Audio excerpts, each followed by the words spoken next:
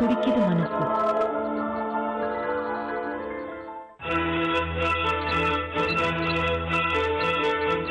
வணக்கம். சொல்ல துடிக்குது மனசு நிகழ்ச்சிக்கு உங்க எல்லோரையும் அன்போட வரவேற்கிறோம். நம்ம நிகழ்ச்சிக்கு வரவங்க பெரும்பாலானோர் நாங்க கல்யாணமான புதுசுல முதல் 3-4 வருஷம் சந்தோஷமா தான் இருந்தோம், அதுக்கப்புறமா பிரச்சனைகள் வர ஆரம்பிச்சது, அப்புறம் பிரிஞ்சுட்டோம் அப்படின்னு சொல்றாங்க. முதல் 3-4 வருஷம் சந்தோஷமா இருக்க முடிஞ்சவங்களுக்கு தொடர்ந்து அதே சந்தோஷத்தோட ஏன் வாழ முடியலன்றது எங்களுக்கு புரியாத புதிராவே இருக்கு. இன்னைக்கு நம்ம நிகழ்ச்சிக்கு வந்திருக்கிற சாந்தியும் இந்த மாதிரி ஒரு சூழ்நிலையில தான் இப்ப இருக்காங்க. எனக்கு கல்யாணமான புதுசுல முதல் 3 வருஷம் நாங்க சந்தோஷமா இருந்தோம், அதுக்கப்புறமா இப்ப பிரிஞ்சுட்டோம் அப்படின்னு சொல்றாங்க. அதுக்கு பதில் சொல்றதுக்கு சாந்தியோடைய கணவர் பச்சையப்பனும் வந்திருக்காரு நம்ம நிகழ்ச்சிக்கு. முதல்ல சாந்தியை சந்திப்போம். இப்ப நம்ம கிட்ட பேச வந்திருக்கிற சாந்திக்கு 2003ல கல்யாணம் ஆயிருக்கு, ஒரு குழந்தையும் பிறந்திருக்கு. அந்த குழந்தைக்கு இப்ப 7 வயசு ஆகுது. ஆனா இப்ப எங்க வாழ்க்கையில ஒரே பிரச்சனையா இருக்குதுன்னு சொல்ல வந்திருக்காங்க. அது என்னன்னு கேட்போம். உங்களுக்கும் உங்க கணவருக்கும் என்ன பிரச்சனை? அவருக்கு குடினால அவர் பிஹேவியர் எனக்கு சுத்தமா பிடிக்கல.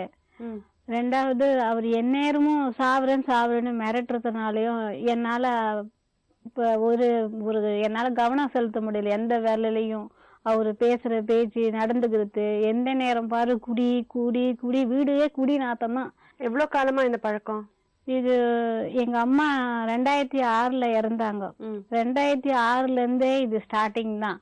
ஆனா இது 3 வருஷமா ரொம்ப அதிகமா ஆரம்பிச்சிச்சு. ஏன்னா தட்டி கேட்கறதுக்கு யாரும் கிடையாது, அவருடைய இஷ்டம் தான், அவர் சொல்றதுதான் நான் கேட்கணும். அவரு ஒருத்தர் சொந்தக்கார வீட்டுக்கு போகணும்னா கூட அவர் சொல்றதுக்கு தான் நான் போகணும், அங்க போக கூடாதுன்னா போக கூடாது. எந்த ஒரு சொந்தக்கார வீட்டுக்கு போனோம்னா கூட அவர் சொல்றதுதான் நான் செய்யணும். அதே நேரத்துல எனக்கு குடிக்கிறதுக்கு பணம் வேணும், என்கிட்ட இல்லைன்னு சொன்னாலும் நான் யார் வீட்டையாவது போய் கடன் வாங்கி கொடுக்கணும். நான் இந்த போட்டு இந்த மூக்குத்தே நான் 3 தடவை வச்சு கொடுத்துருக்கேன் குடிக்கிறதுக்கு பணம். என்ன குடிக்காம இருக்க முடியாது, எனக்கு மண்டையை வெடிக்கிற மாதிரி இருக்கு, எனக்கு நான் இது சாப்பிடு கொடுத்தாதான் நான் சாப்பிடுவேன் அப்படின்னு அவர் அடம் பிடிப்பாரு. அவர் சொல்றதுக்கு நீங்க இறங்கி போலன்னா அடிப்பாரு. 29ல எனக்கு கல்யாணமே ஆச்சு. இவரு என்னோட கொஞ்சம் பார்க்க பர்சனாலிட்டியா இருப்பார்.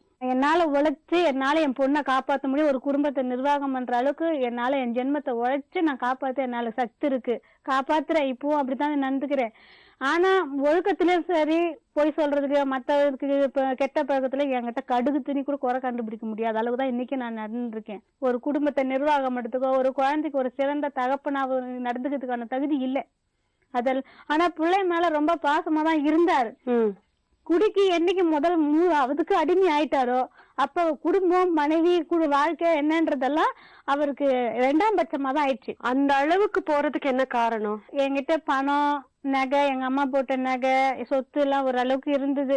எங்க அப்பா வருமானத்தை வச்சுட்டு அவருக்கு மஞ்சக்காமலன்னு தெரிஞ்சதுக்கு அப்புறமும் நாங்க சரி ஏதோ நமக்கு கடவுள் கொடுத்தது, நம்ம இதுதான் அனுபவிக்கணும்னு விதி இருக்கு, நம்ம அதை அனுபவிச்சிருவோம், நம்ம குழந்தைக்காக நம்ம வாழ்வோமேனு நான் எல்லாத்தையுமே சகிச்சுக்கிட்டு வாழ்ந்தேன்.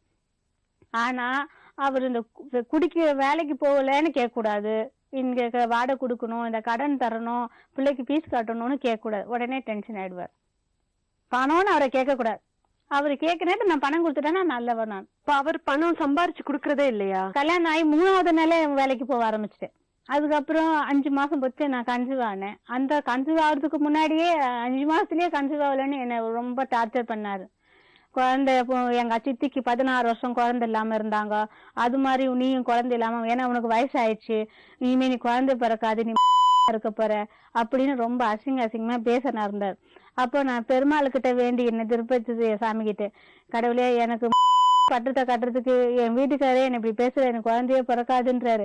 எனக்கு ஒரே ஒரு குழந்தை கொடு போதும், அதுவும் பெண் குழந்தைய வேணும் எனக்கு. அடுத்த மாசமே அதுக்கும் தலைக்கு வித்துட்டு நின்றுச்சுன்னா நான் தாலியும் செயினும் கொண்டாந்து நான் போடுறேன் அப்படின்னு வேண்டிக்கினேன். நான் சொன்ன மாதிரியே எனக்கு அடுத்த மாசமே குழந்தை கன்சீவ் ஆனேன். அதே மாதிரி இன்னமும் அந்த திருப்பதி நகை இன்னும் போடல, அது நிறைய சிக்கல்ல போய் மாட்டிக்கிச்சு. அந்த நகை எங்க மாமியார் கையில போய் மாட்டிக்கின்னு அதை எப்படியோ கொண்டு வந்து இப்ப வட்டி கட்டுற அளவுக்கு தான் 15,000 திருப்பி தந்தாங்க. அது நிறைய பெரிய சிக்கல் எல்லாம் கொண்டு ஆச்சு. அவங்க வளர்த்த கடனுக்கு இந்த நகையை வாங்கி வச்சு நாங்க பதிலுக்கு அவங்க சித்தி வளர்த்தாங்க எங்க வீட்டுக்கார. அவங்க வளர்த்ததுக்கு நான் அவங்க ஆம்டான நான் எவ்வளவு வளர்த்துருப்பேன், கொண்டிருப்பேன், எவ்வளவு கஷ்டப்பட்டிருப்பேன், ஏன் இந்த நகை நான் வச்சு கூடாதா, நான் தின்னக்கூடாதா அப்படின்னு கேட்டாங்க. அப்ப நான் வளர்த்த கடனை என்கிட்ட வசூல் பண்றியான்னு சொல்லி கூட நான் கேட்டு சண்டை போட்டிருக்கேன். இந்த நகைய காரணம் காட்டி எங்க குடும்பத்துல நிறைய பிரச்சனைகள் நாங்க சந்திச்சோம். அதை தவிர உங்க 2 பேருக்குள்ள ஒரு அண்டர்ஸ்டாண்டிங் அந்த மாதிரி எதுவுமே? அவரு என்கிட்ட ஆரம்பத்துல நல்ல பாசமா தான் இருந்தாரு. அப்பாவுடைய பூர்வீக சொத்து இருந்தது கொஞ்சம், அதை விற்க சொல்லி என்னை கட்டாயப்படுத்தினார். என் தம்பி விற்க வேணாம், பிள்ளைங்க எல்லாம் பெருசா ஆச்சுன்னா இன்னும் கொஞ்சம் நல்ல ரேட்டு போகும், அப்ப வித்துக்கலாம், வேண்டாம்னு சொன்னாரு. ஆனா இவரு அதை வித்துதான் ஆகணும்னு ரொம்ப என்னை கட்டாயப்பத்தி டார்ச்சர் பண்ணாரு. அதால குடிச்சிட்டு வந்து வீட்டுல சண்டை அடி. எங்க அப்பா வயசான இருக்காரு, அவரு முன்னாடி ஒரே சண்டை போட்டுட்டே இருப்பாரு. அவரு இதால நான் வீடு திருப்பதிக்கு போயிடுறேன், உங்களோட இருக்க மாட்டேன் அப்படின்னுவாரு. இது மாதிரி வீட்டுக்குள்ள குழப்பங்கள் நடந்துக்கினே இருந்தது. சரி ஓய்ஞ்சு போடுன்னு சொல்லிட்டு அதையும் வித்தேன். வச்ச நகைங்கள்லாம் திருப்பினேன். திரும்பியும் எங்க அம்மா எனக்கு ஒரு இடம் வாங்கி கொடுத்தாங்க படப்பையில, அந்த இடத்தையும் வித்தேன். அது இன்னைக்கு போனா 7 லட்சம் 8 லட்சம் போயிருக்கும். அதையும் 45,000க்கு வித்தேன். வித்து அந்த பணம் எல்லாம் என்ன பண்ணீங்க? வித்து திரும்பி வேலைக்கு போக மாட்டாரு. நான் பிள்ளைக்கு ஸ்பீஸ் காட்டணும், வீட்டு வாடகை தரணும், சாப்பிடணும், யாராவது ஒரு கல்யாணம் காய்ச்சுன்னா அவங்களுக்கு மொய் எழுதணும், போக்குவரத்து செலவெல்லாம் பார்க்கணும். அப்ப நான் என்ன பண்ண முடியும்? அம்மா போட்ட நகைங்களை வச்சா இந்த மாதிரி இடத்த வித்து இந்த நகைங்களை திருப்பினேன்.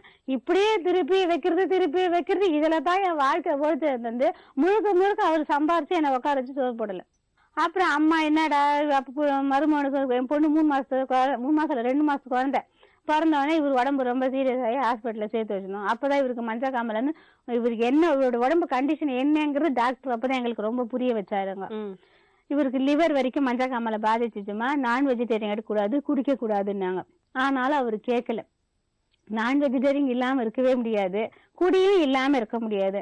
நானும் எவ்வளவோ சொல்லியும் பார்த்தேன், அந்த பிள்ளைக்காக வாழ கத்துக்குவோங்க அப்படின்னு. உன்னை நம்பி பிறந்த குழந்தைய நீ 1000 எனக்கு நான் சம்பாதிச்சு அந்த பிள்ளைய காப்பாத்தினாலும் ஒரு அப்பாங்கன்னு ஒரு பிடிப்பு இருந்தாதான் அந்த பிள்ளைக்கு நாளைக்கு கேட்கறவங்களும் பாக்குறவங்களுக்கும் நல்லா இருக்கும்.